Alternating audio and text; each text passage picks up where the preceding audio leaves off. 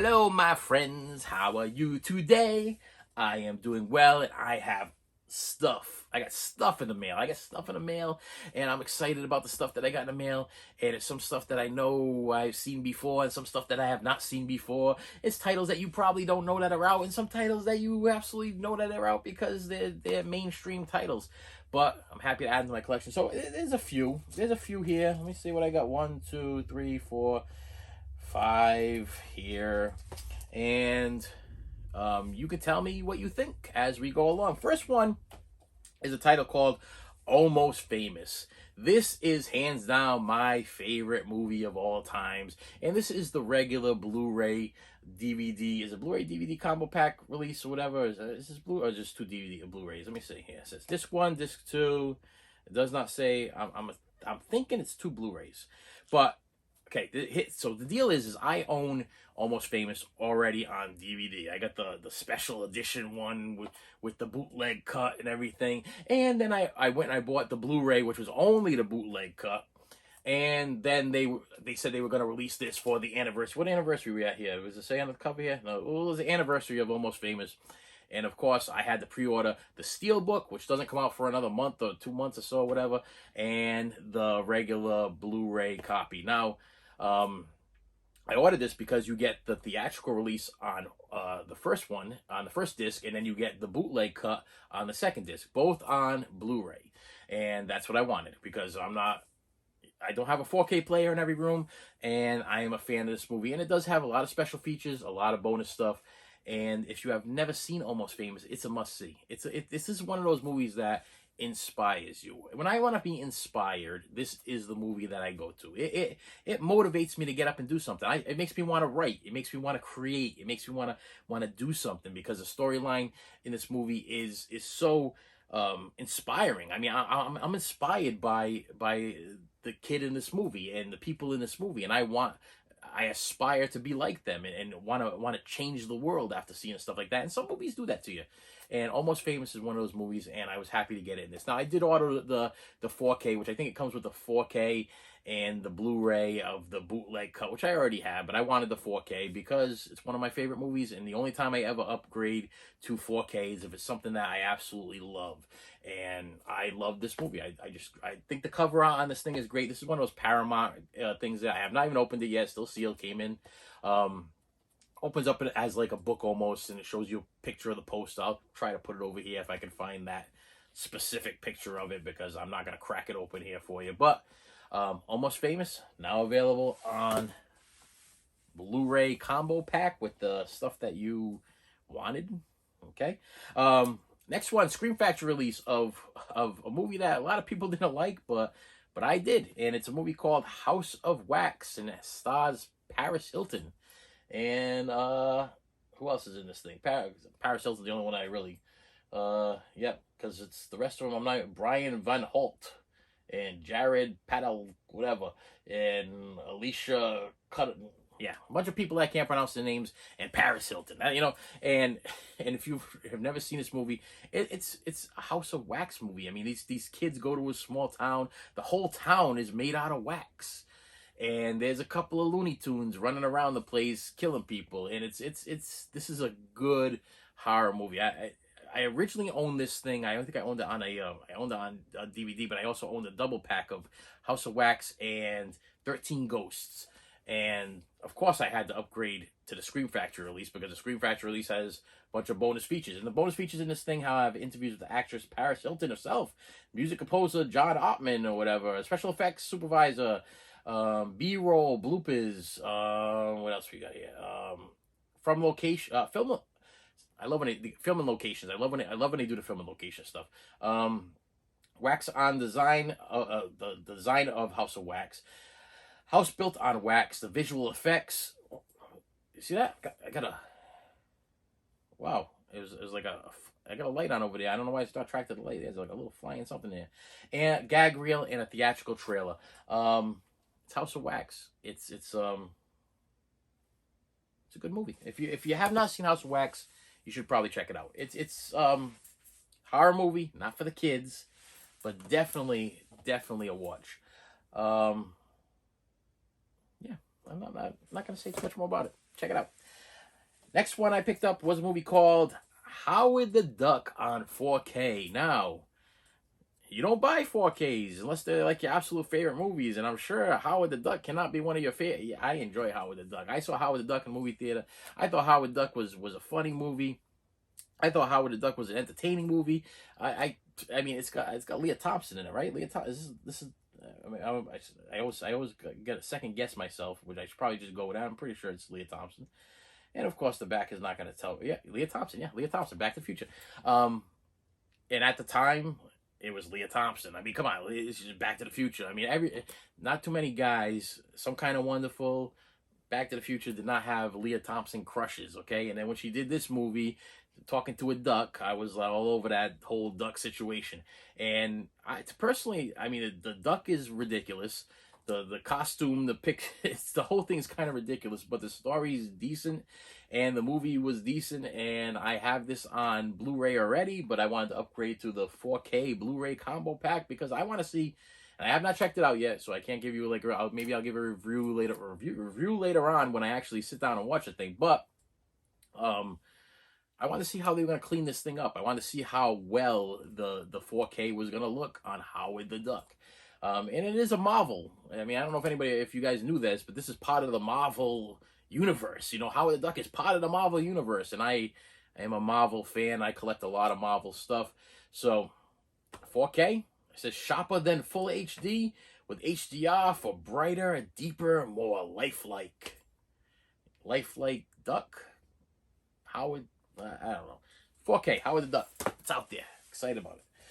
Next one is another Paramount release or whatever. And when I hold this up, you're going to say, well, this doesn't make sense. But when I explain to you what it is and I'll explain to you how it makes sense, this is another 48 hours. I was going to pass these up. I am a big Eddie Murphy fan. I own every single Eddie Murphy movie on some kind of format. Everything. I love his older stuff more than his newer stuff. I think he's kind of toned down throughout the years. You know, I think it was from Dr. Dolittle up. Things just went astray there, maybe. But his 48 Hours, Beverly Hills Cop, Trading Places. I want to say we went. I think when we got to, I think it was Life. You know, that I think that's where we started to go a little bit askew. Is that the word I'm looking for? Askew, because I liked Harlem Nights, and I even enjoyed the Vampire in Brooklyn, you know. But there was a certain part where all of a sudden we started doing Dr. Dolittle, and maybe it was the Nutty Professor time. I mean, I enjoyed Nutty Professor for the type of movie it was, but not for Eddie Murphy. When he started doing like the Coming to America was great, but don't get me wrong, when he starts doing other random characters. But I don't know, maybe the PG versions of the Eddie Murphy, that's my problem right there. I just figured it out right here, live, and you're the first to hear this. Any Eddie Murphy movie that's not rated R, except for The Golden Child, is maybe not up my alley. I mean, maybe I prefer my Eddie Murphy swearing. I prefer my Eddie Murphy to be rough and raw and delirious and swearing. See what I did there? When he starts to do these kids movies, you know, like he couldn't talk until all the leaves fall off a tree, you know, that one or whatever. And there was another one that he did after that. I don't know. It was just Pluto Nash. Do I have to say much more? I think he did I Spy with Lightning McQueen. I don't know. Rated R. Eddie Murphy movies, I'm all over. And I ordered another 48 Hours because it was less money than 48 Hours. So I was like, so it was a little odd. If you went on Amazon, another 48 Hours like $19.95 or something like that. 48 Hours like $25. So I was like, I'm not going to pay $25 for one and pay $19 for the other. So I waited, bought this one off of eBay, and then I waited, and I bought 48 Hours. So I do have 48 Hours coming in the mail. It's just not here yet. So I had to add this to my collection. This is one of those Paramount ones. You open it up, it shows the cover of the poster. I really don't care about that. Didn't care about that. I just wanted to add this to my title. Special features, we got filmmaker focus, HD, director Walter Hill on another 48 Hours in a theatrical trailer. So they don't really give you, this is kind of like a keynote thing. They kind of don't give you a lot, but you get your movie. You know, you get, and if you've never seen 48 Hours or another 48 Hours, you have never seen Eddie Murphy at his best, okay? If you have not seen Beverly Hills Cop or 48 Hours, or Trading Places, those are Eddie Murphy at his absolute best. And it kind of, buying this movie triggered me to order 48 Hours, and it also triggered me to buy Trading Places in the Paramount format, because it had some kind of special feature on it that I did not have on my Blu-ray. Yeah, I'm a little excessive when it comes to Blu-ray purchases. I will literally buy the same copy that I have if there is a special feature that I don't have on the other thing. I'm sorry, judge me if you want, but that's the way I am. I mean, and this I did not own on Blu-ray. I only owned it on DVD. And a lot of people also say, upgrading from DVD to Blu-ray for a comedy is not really worth it because it's not really much difference in the whatever. Listen, I collect anything and everything media, and if there is a Blu-ray copy, I am going to buy it. Like I said, I usually just draw the line at the 4Ks because to me, they're way too expensive.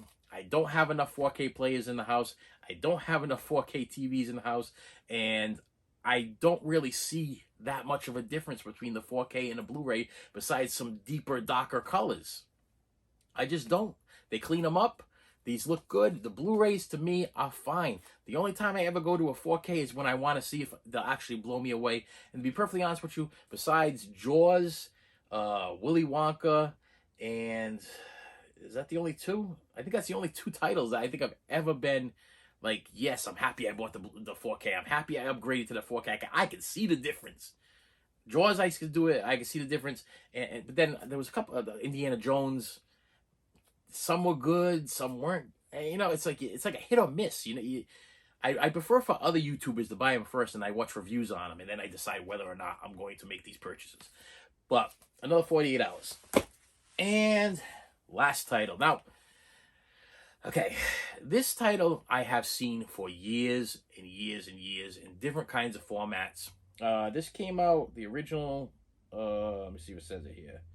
1986. Okay, so since 1986 I have seen posters, I have seen VHS tapes, I have seen DVDs, and then I finally saw the Blu-ray.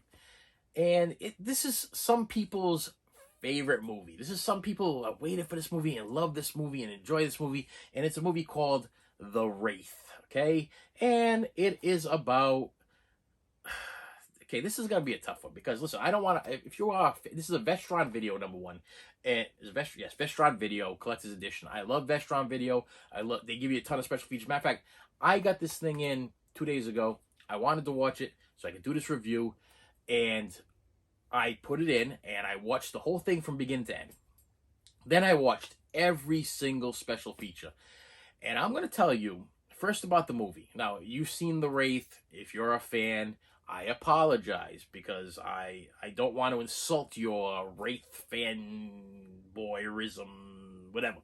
But this, to me, was just okay. I mean, maybe it's because I didn't catch it back in 1986, and it wasn't one of those things that I grew up with. I've never seen it before. So when you throw this thing in and you go to watch it, I was under the impression it would be about this, ghostly horror type car killing people, like the movie The Car or Christina, that kind of situation, But then it had a little bit of a feeling of Nighthawk and Knight Rider and like those TV shows there where they had these like beautiful cars that were like saving the day or killing people, whatever the thing is. Put this in. Watched it from beginning to end. Stars Charlie Sheen. Stars, who's the other person? Sherilyn Fenn, okay? And Randy Quaid, okay? And I put this in, and I watched it. And I watched it. I mean, it's like, I feel like I'm probably not going to put this movie in again. Let me correct myself. I'm going to put it in again only because I don't feel like I got I feel like I didn't get the full feeling out of it.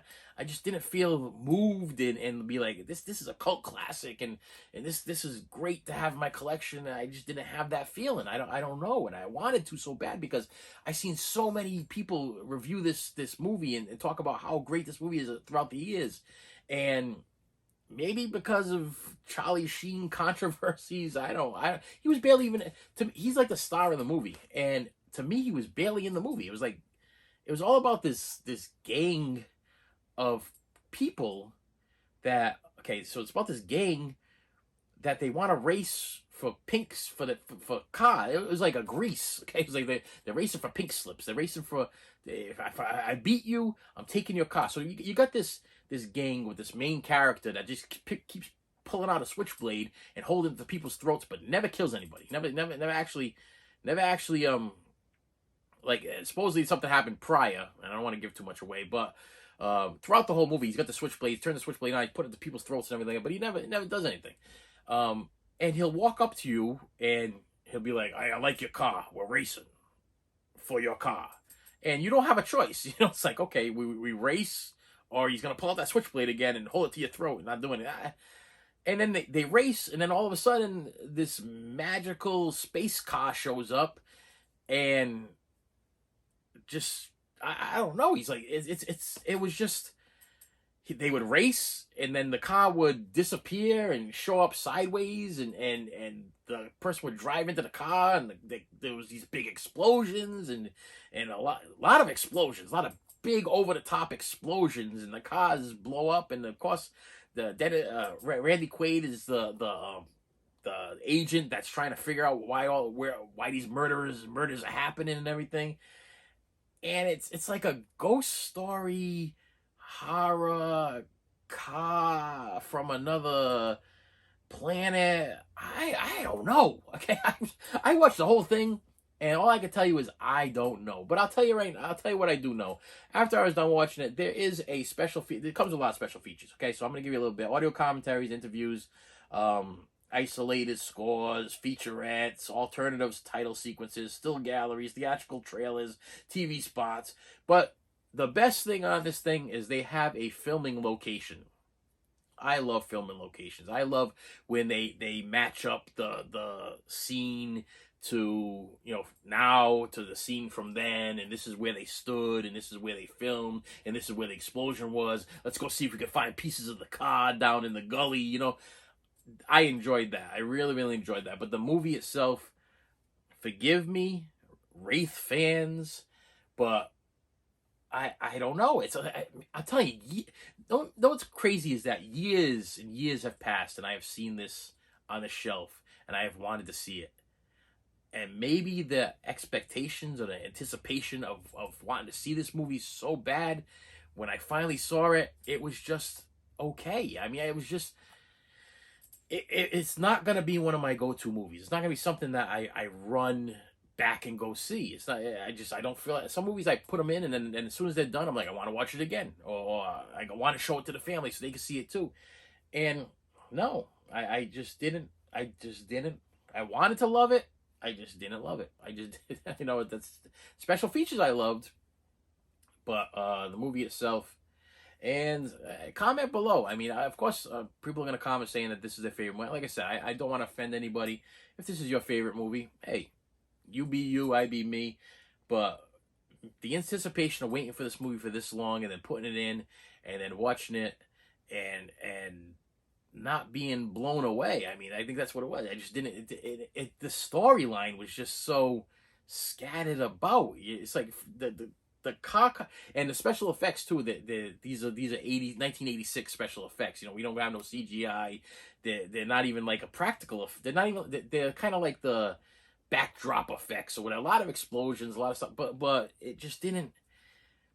Something didn't do it for me in this movie, and I feel bad because I really want. I mean, look at even the cover is misleading compared to the movie itself. I mean, it's hard to explain. If you know what I'm talking about, please comment below. If maybe I missed something, maybe there's something wrong with me, comment below.